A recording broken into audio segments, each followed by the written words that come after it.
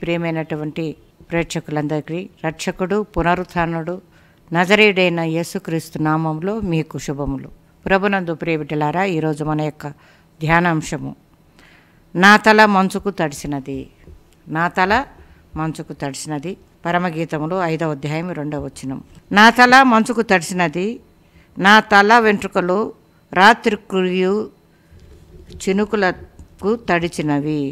ప్రియబిడ్డలారా, ప్రభు అయిన యేసుక్రీస్తు సంఘంతో సెలవిస్తున్నటువంటి మాటలు ఇవి.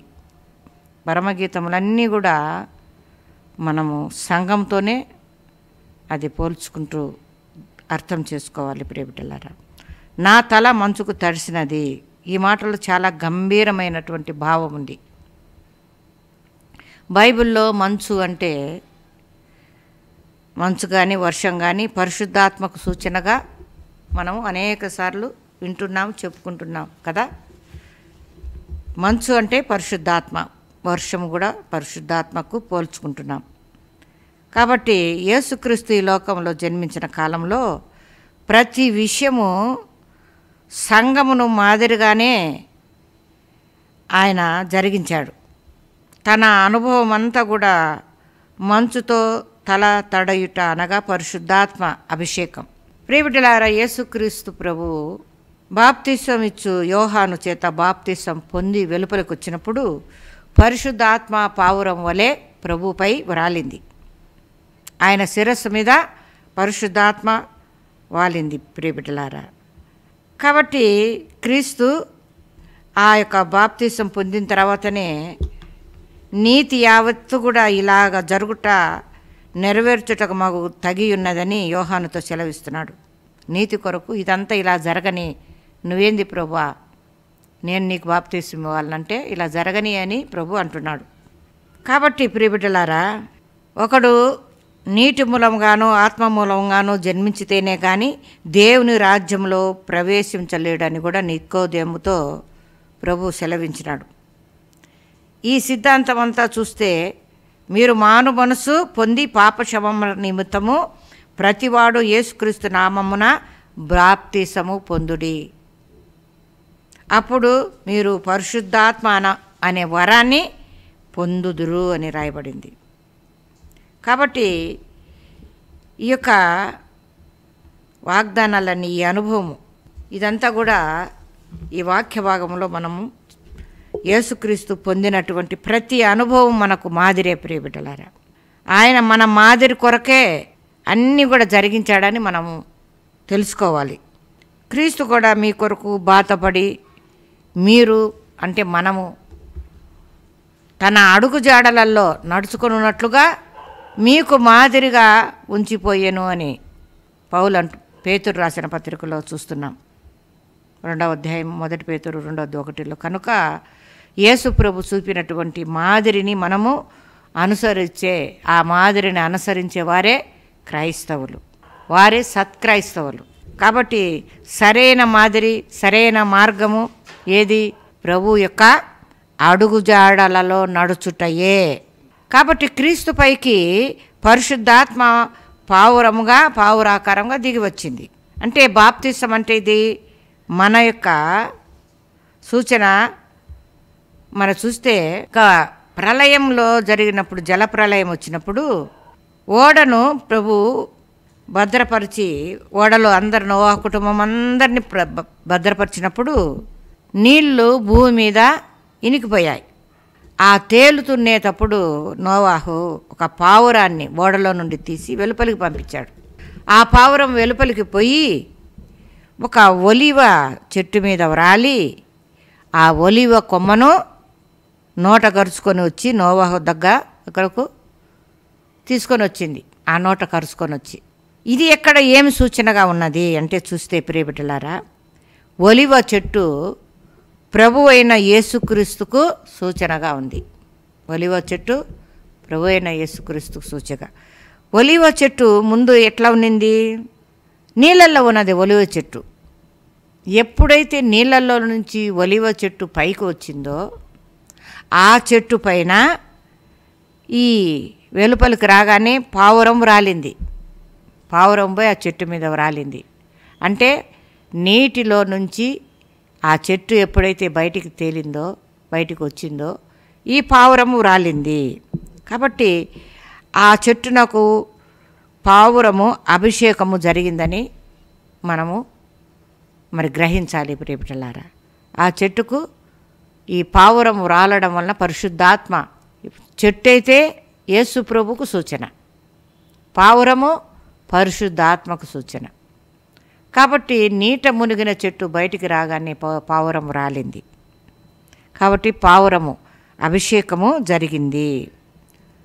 కాబట్టి ఆ యొక్క నోవాహుకు ఒక శుభ సమాచారాన్ని తీసుకొని వచ్చింది. అంటే ఇక్కడ మనం అర్థం చేసుకోవాలంటే మరి ఆత్మ తండ్రి అద్భుత రీతిగా మనకు అందించినటువంటి అర్థం చేసుకోవాలి. ఆనందింపజేసి ఆదరించేది కాబట్టి ఆదరణకర్త.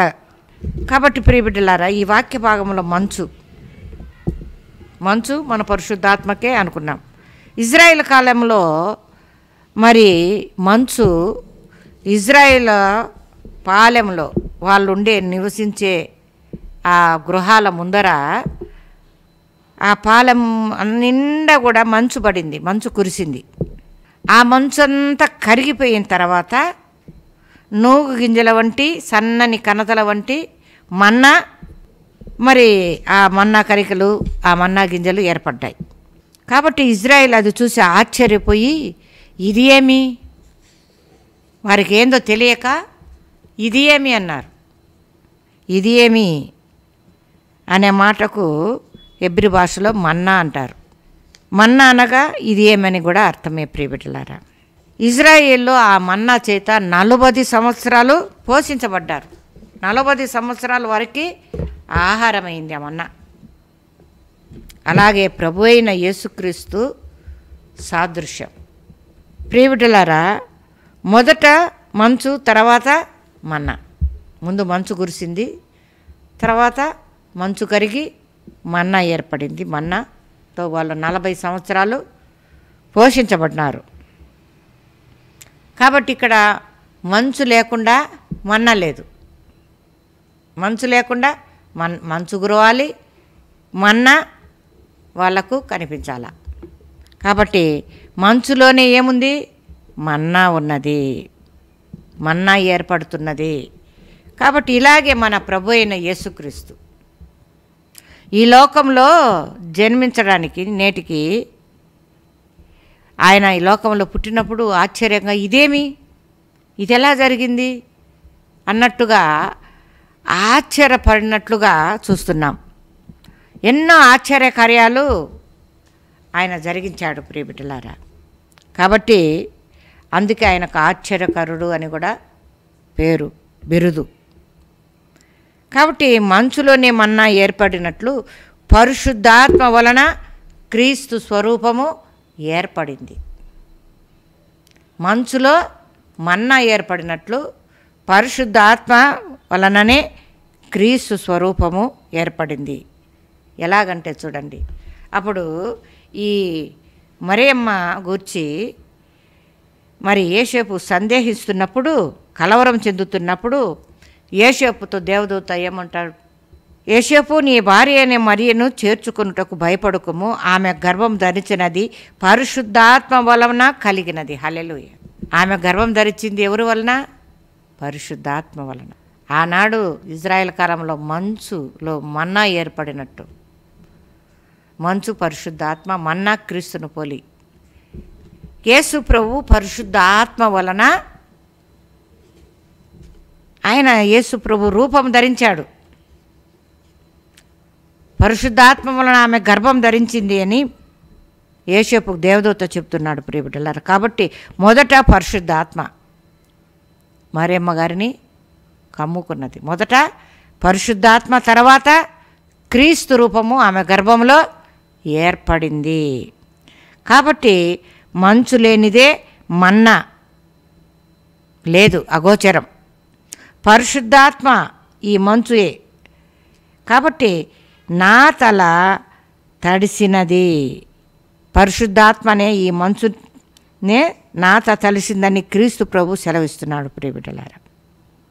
కాబట్టి ఈ అనుభవం మనం కలిగి ఉండాలి. మనము కూడా క్రీస్తు స్వరూపము దాల్చాలి అంటే, క్రీస్తును పోలి జీవించాలి అంటే పరిశుద్ధాత్మతో మన తల తడవాలి. పరిశుద్ధాత్మ అనే మంచుతో మన తల అభిషేకించబడాలి ప్రియబిడ్డ. అప్పుడు క్రీస్తు పోలి మనము క్రీస్తు స్వరూపంలోనికి మనం రాలేం. మంచు మన తల మీద తడవకపోతే, పరిశుద్ధాత్మ మంచు మన తల మీద కురవకపోతే మనలో క్రీస్తు స్వరూపము ఏర్పడదు. మంచు నీ తలపై ఉన్నదా అని నా తలపై పరిశుద్ధాత్మ మంచు కురుస్తున్నదా, నా తల పరిశుద్ధాత్మ చేత తడవబడిందా అని మరి నిజంగా గ్రహించాలి ప్రియబిడ్డలారా. కాబట్టి పరిశుద్ధాత్మ వలన ప్రభువు మరి రూపుదిద్దుకున్నట్లుగా ఈనాడు మనమందరం కూడా పరిశుద్ధాత్మ అభిషేకము చేత మనము రూపుదిద్దుకోవాలి, క్రీస్తు రూపంలోనికి మార్చబడాలి ప్రియబిడ్డలారా.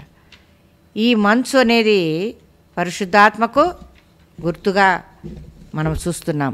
కాబట్టి ఆ ఉదయమున ఆ పాలెంలో కురిసిన మంచు కరిగి మన్నా ఏర్పడినట్టు ప్రభు అయిన యేసుక్రీస్తు ఈ లోకంలో జన్మించడానికి ఆయన మరియమ్మను ఏర్పాటు చేసుకున్నాడు. ఆమె గర్భము పరిశుద్ధాత్మ దిగి వచ్చినప్పుడు, పరిశుద్ధాత్మ కమ్ముకున్నప్పుడు ఆమె గర్భము ధరించి క్రీస్తు స్వరూపం ఏర్పడింది. మనము కూడా పరిశుద్ధాత్మ అభిషేకము చేత క్రీస్తును పోలి క్రీస్తు రూపము మనకు ఏర్పడుతుంది. కాబట్టి ప్రియమైన బిడ్డలారా, ఇది ఎన్నో రకాలుగా మనము మంచు చూస్తే పరిశుద్ధ గ్రంథమందు హెర్మోను మంచు ఐక్యత అంటే సహోదరుల ఐక్యత కలిగి నివసించుట ఎంత మేలు, ఎంత మనోహరము. అది పరిమళ తైలము వలె ఉండును, హెర్మోను మంచు వలె ఉండును అని దావీదు కీర్తనలో 133వ కీర్తన 1వ వచనం నుండి 3వ వచనం వరకు రాయబడింది ప్రియబిడ్డలారా. కాబట్టి ఈ యొక్క వచనములో ఏకత్వము అంటే పరిమళ తైలము, ఈ పరిమళ తైలముతో మంచుతో సమానంగా పోల్చబడింది. ఈ సువాసన పరిమళ వాసన మంచుతో పోల్చబడింది ప్రియబిడ్డలారా. కాబట్టి ప్రియబిడ్డలారా, ఐక్యత లేకపోతే మరి ఆ స్థలము పరిమళ తైలము ఉండదు. అంటే మంచు లేదని మనకు అర్థమవుతుంది. ప్రతి కుటుంబం, ప్రతి సంఘము ఐక్యత కలిగినప్పుడే ఆ సువాసన వెదజల్లబడుతుంది, ఈ మంచు ఏర్పడుతుంది. కాబట్టి ప్రతిదినము మనము మన కుటుంబాలలో ఐక్యతతో మరి ఎంతో మన అవసరం. కాబట్టి కుటుంబాలలో, సంఘాలలో ఐక్యతగా మనం ఉన్నప్పుడే ఈ పరిశుద్ధాత్మ మంచు మన గృహముల మీద, మన సంఘాల మీద కురిపించబడుతుంది ప్రియబిడ్డలారా. కాబట్టి ఈ మంచు నా కొమ్మల మీద నిల్చును, నా వ్రేళ్ళు చుట్టూ నీళ్లు వ్యాపించును, మంచు నా కొమ్మల మీద నిల్చునని యోబు అంటున్నాడు. ప్రియబిడ్డలారా, యోబును మనము జ్ఞాపకం చేసుకుంటే, యోబును మనము శారీరకంగా అనేక శ్రమలకు గురైన వ్యక్తిగా అందరం కూడా తలపోసుకుంటాం. అయితే యోబు తాను ఒక వృక్షంగా పోల్చుకొని చెప్తున్నాడు, నా కొమ్మల మీద మంచు, నా వ్రేళ్ళ చుట్టూ నీళ్లు. ఇంకా ఆ వృక్షానికి ఏం కొదవ ఉంటుంది? వేళ్ళ చుట్టూ నీళ్లు, కొమ్మలపైన మంచుంటే